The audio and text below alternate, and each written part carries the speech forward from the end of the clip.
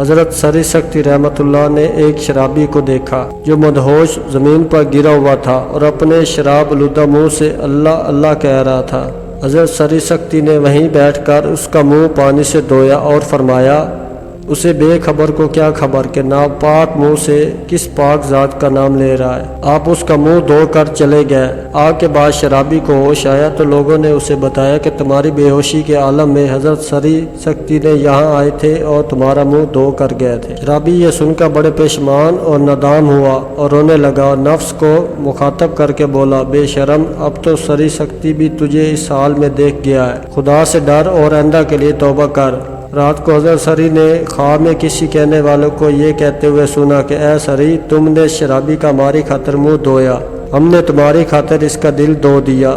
حضرت سری تہجد کے وقت مسجد میں گئے تو اس شرابی کو تہجد پڑھتے ہوئے پایا۔ آپ نے اس سے پوچھا کہ تم میں یہ انقلاب کیسے آ گیا؟ تو وہ بولا، آپ مجھ سے کیوں پوچھتے ہیں جبکہ اللہ تعالیٰ نے آپ کو بتا دیا ہے۔ بے شک اللہ اپنے وعدے کا سچا ہے، بس بندہ ایک دفعہ توبہ کر کے اس سے ہدایت مغفرت مانگ کر تو دیکھے، وہ رحمتوں کی برسات کر دیتا ہے۔ بے شک